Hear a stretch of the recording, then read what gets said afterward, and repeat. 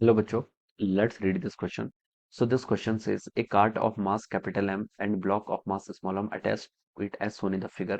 Coefficient of friction between the block and the cart is new. What is the minimum acceleration of the cart so that the block M does not fall?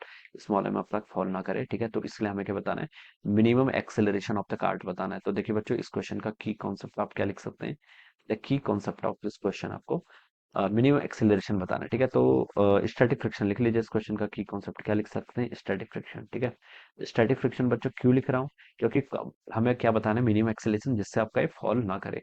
Fall ना करे इसका मतलब क्या होता है आपका rate, क्या मतलब, इसका मतलब ये है कि ये आपका स्टॉप रहे, स्टेशनरी रहे, स्टेशनरी रहे मतलब आपका no relative motion, no relative motion मतलब स्टैटिक फ्रिक्शन। ऑलराइट, तो ये हो जाएगा। अब देखिए ये आपका कोई पार्ट है, ठीक है, जिसकी वैल्यू एक्सेलरेशन मान लीजिए ए है, ठीक है। ये ए एक्सेलरेशन से मूव कर रहा है।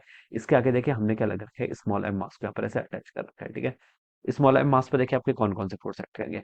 सबसे पहले इस पर एक एमजी फोर्स ऐसे डाउनवर्ड डायरेक्शन में एक्ट करेगा। इस एमजी फोर्स के कारण इसकी टेंडेंसी है नीचे गिर जाने की, ठीक है। अगर देखिए, तो इसको रोक कौन सकता है, पहले ये बताइए इसको कौन सा लगा सकता है। देखिए इसको रोक कौन सकता है, यहाँ पर फ्रिक्शन फोर्स रोक सकता है, और तो कोई दूसरा फोर्स यहाँ पर लग नहीं रहा है। यहाँ पर क्या लग रहा है, सिर्फ आपके तीन फोर्स लग रहे हैं बेसिकली। एक तो आपका एमजी वर्टिकल डाउनवर्ड डायरेक्शन में, ठीक है। और एक फोर्स देखिए, अगर आपका देखिए अगर ये स्टॉप होती तब तो आपका नॉर्मल फोर्स भी लगता है, ठीक है।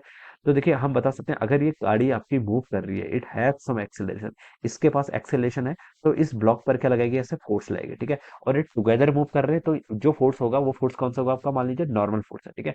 और ये नॉर्मल फोर्स किसके कारण आ रहा है, ये नॉर्मल फोर्स आ किसके कारण आ रहा है, पहले हमें ये देखना है, ठीक है। अब देखिए बच्चों, ये जो आपका स्मॉल एम मास है, कैपिटल एम मास ए एक्सेलेरेशन से मूव कर रहा है, स्मॉल एम मास इसके साथ है, तो आप बता सकते हैं इसका एक्सेलेरेशन भी कितना होगा, एक इक्वल होगा, ठीक है। और कौन सा फोर्स एक्ट कर रहा है इस पर, नॉर्मल फोर्स। कौन अप्लाई कर रहा है, ये कार्ट स्मॉल एम मास पर नॉर्मल फोर्स लगा रहा है। तो बच्चों मैं यहाँ से बता सकता हूँ नॉर्मल किसके इक्वल हो जाएगा आपका, एम टाइम से। मैंने क्या लगा लिया, इस स्मॉल मास पर क्या लगा रही, न्यूटन्स लॉज ऑफ मोशन लगा ली। एम ए इसका एक्सेलरेशन है, और किसके कारण एक्सेलरेशन आ रहा है, नॉर्मल फोर्स। नॉर्मल फोर्स कौन अप्लाई कर रहा है, ये आपकी कार्ट अप्लाई कर रही है, ठीक है। अब इस देखिए एमजी के कारण इसके टेंडेंसी क्या है, डाउनवर्ड जाने की, लेकिन ये नहीं जा रही, स्टेशनरी है। तो क्यों स्टेशनरी, कौन सा फोर्स होगा, एन इसको बैलेंस कर नहीं कर रहा है। यहाँ पर एक फोर्स लगेगा आपका, फ्रिक्शन फोर्स इस डायरेक्शन में। और फ्रिक्शन कैसा होगा, स्टेशनरी, तो बता सकता हूँ स्टैटिक फ्रिक्शन एक्ट करेगा। कौन सा फ्रिक्शन एक्ट करेगा आपका, स्टैटिक फ्रिक्शन यहाँ पर क्या करेगा आपका, एक्ट करेगा, ठीक है। अब देखिए स्टैटिक फ्रिक्शन देखिए यहाँ पर क्या कर रहा है, एक्ट कर रहा है, ठीक है। अब मैं यहाँ से बता सकता हूँ स्टैटिक फ्रिक्शन की, देखिए बच्चों मैक्सिमम वैल्यू किसके इक्वल होती है आपकी, स्टैटिक फ्रिक्शन का फॉर्मूला क्या होता है, it is must be lesser than और इक्वल टू न्यू एन के इक्वल, ठीक है। और मैक्सिमम वैल्यू या फिर limiting value of static friction की अगर हम बात करें, तो देखिए हम क्या लिख सकते हैं इसको, लिमिटिंग वैल्यू या फिर maximum value of static friction आपका न्यू एस इंटू एन के इक्वल होता है, ठीक है। ये मैं यहाँ पर से ऐसे बता सकता हूँ।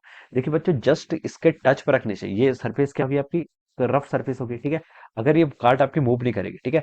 और यहाँ पर आपका देखिए क्या है, सरफेस तो क्या है आपकी, सरफेस तो आपकी रफ है, तो इसका मतलब ये नहीं है कि आपका फ्रिक्शन फोर्स लगेगा, ठीक है। फ्रिक्शन फोर्स तभी लगता है, देखिए फ्रिक्शन फोर्स किसके इक्वल होता है, न्यू एस इंटू एन, अगर आपका नॉर्मल फोर्स हो। और नॉर्मल फोर्स कब आ रहा है, जब बॉडी क्या कर रही है, एक्सिलरेट कर रही है। तो ये हम यहाँ से बता सकते हैं। अब क्वेश्चन बोल रहा है कि कितना मिनिमम एक्सिलरेशन रखें कि ये आपका जो कार्ट ब्लॉक है ये इस कार्ट से गिरे ना, ठीक है। तो हमें क्या बताना है, देखिए मिनिमम वैल्यू ऑफ एक्सिलरेशन बतानी है। मिनिमम वैल्यू ऑफ एक्सिलरेशन बताने के लिए हम बता सकते हैं जो आपका स्टैटिक फ्रिक्शन होना चाहिए वो क्या होना चाहिए, आपका मैक्सिमम होना चाहिए। तो हम यहाँ से बता सकते हैं एफ एस लिमिटिंग की वैल्यू यहाँ से हम न्यू एस एन के यहाँ पर क्या करेंगे, आपके यहाँ पर से इक्वल इसको पुट कर सकते हैं, ठीक है। ये हम यहाँ पर से क्या इसके इक्वल यहाँ पर पुट कर सकते हैं, ठीक है। अब बच्चों देखिए आप यहाँ पर से क्या लिख लेंगे, अब यहाँ से आप लिख लेंगे, देखिए static friction F S limited किसके इक्वल हो गया, यहाँ से आपका mu S N equal, mu S N equal हो गया, ठीक है। अब देखिए ये कार्ड आपका ब्लॉक आपका गिरेगा कब नहीं, जब आपका स्टैटिक फ्रिक्शन कौन बैलेंस कर लेगा, एमजी इसको बैलेंस कर लेगा, तो तब तक ये आपका क्या करेगा, फॉल नहीं करेगा, ठीक है। तो एफ एस की वैल्यू बच्चों यहाँ से कितनी होगी, एमजी के इक्वल होगी। तो आप लिख लीजिए, देखिए यहाँ से हो जाएगा आपका M G, it must be equal to, ठीक है, किसके इक्वल होगा, आपका न्यू एस एन के इक्वल हो जाएगा, ठीक है। हम यहाँ पर देखिए मिनिमम एक्सेलेशन, जहां पर आपका मैक्सिमम और मिनिमम वर्ड यूज होता है, वहां पर हम क्या करते हैं, लिमिटिंग वैल्यू ऑफ फ्रिक्शन का यूज करना है। ऐसे भी आप इसको समझ सकते हैं, ठीक है। तो ये हो जाएगा आपका एम जी इक्वल टू बच्चों कितना हो जाएगा, mu S into N, N किसके इक्वल है, देखिए मास इंटू एक्सेलरेशन के इक्वल। तो यहाँ से बच्चों आपका मास से आपका मास कैंसिल हो जाएगा, और न्यू एस की वैल्यू बच्चों कितनी आएगी, यहाँ से आपकी जी वाई ए के इक्वल आ गई। ये क्या आ गई आपकी, जी वाई ए के इक्वल, ठीक है। तो यहाँ से बता सकते हैं आपको मिनिमम एक्सेलरेशन बताना है, तो मिनिमम एक्सेलरेशन आपका हो जाएगा यहाँ से आपका जी बाई न्यू एस के इक्वल, ठीक है। ये कितना हो जाएगा आपका, जी बाई न्यू एस, ठीक है। इतना मिनिमम एक्सेलरेशन तो होना ही चाहिए, इससे ज्यादा हो फिर तो और भी अच्छा है, ठीक है। बट इतना मिनिमम होना चाहिए जिसके साथ साथ, जिससे क्या होगा आपका, ये दोनों ब्लॉक साथ में मूव करेंगे, ठीक है। तो ए मिनिमम की value G by mu S आ गई, इसको न्यू बोल दीजिए, क्वेश्चन में हमें न्यू वर्ड यूज कर रखा है ना acceleration, sorry coefficient of friction के लिए, तो अब इसको न्यू लिख लीजिए, ठीक है। तो ये इसका राइट आंसर हो जाएगा। तो बच्चों कौन सा ऑप्शन, सी ऑप्शन मैच हो जाएगा, C option will be the right answer of this question. So I hope you all understood this concept, all the best and thank you so